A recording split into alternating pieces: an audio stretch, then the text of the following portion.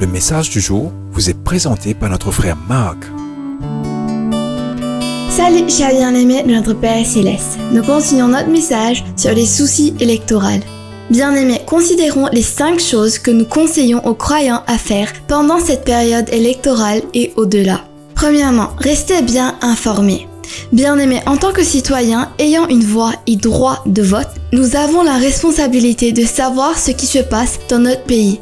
Cela signifie rechercher des sources d'informations fiables, exercer des capacités de réflexion critique et prendre le temps de séparer la vérité des faussetés.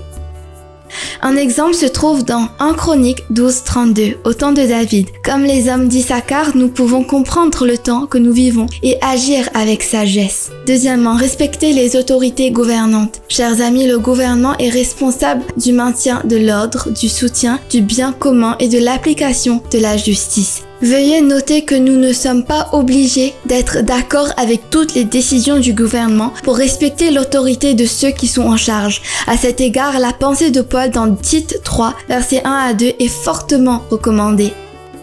Troisièmement, accepter les responsabilités civiques. Bien-aimés, il est bon de savoir que les chrétiens peuvent participer au gouvernement de plusieurs manières, notamment en votant, en se présentant aux élections, en remplissant des fonctions juridiques, en s'engageant dans l'action militaire, car à Maurice, il n'y a pas d'armée active, ou en travaillant dans la fonction publique.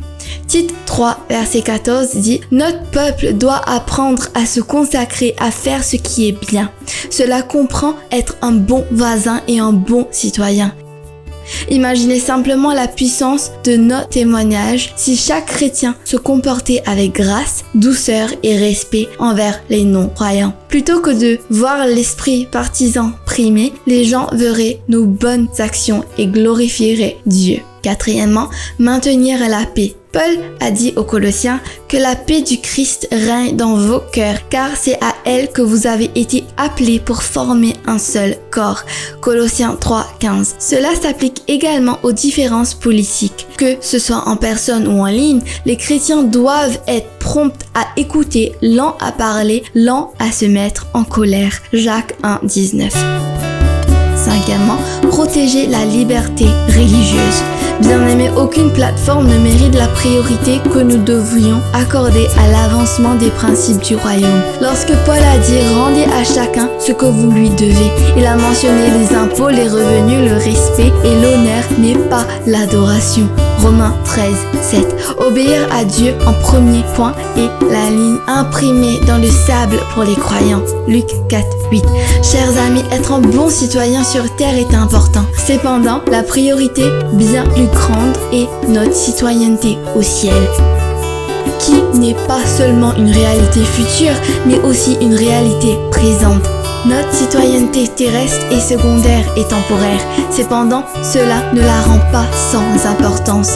Alors que Paul savait que sa citoyenneté était au ciel, il a également reconnu et revendiqué sa citoyenneté romaine. Actes 26, versets 37 à 40 et Actes 23, verset 25. Pour conclure, chers amis, la Bible ne nous demande pas de choisir entre l'évangélisation et l'engagement civique. Jésus nous appelle à le suivre dans la vie en tant que disciple, de lui être obéissant et de le servir. Cet appel affecte tout ce que nous faisons en tant que croyants, jusqu'au témoignage aux urnes. Que Dieu vous bénisse mes chers. Profitez de votre journée en lui. À demain, au revoir. Si toi aussi tu crois que la parole de Dieu est une bénédiction, partage-la et sois une source de bénédiction pour les autres toi aussi.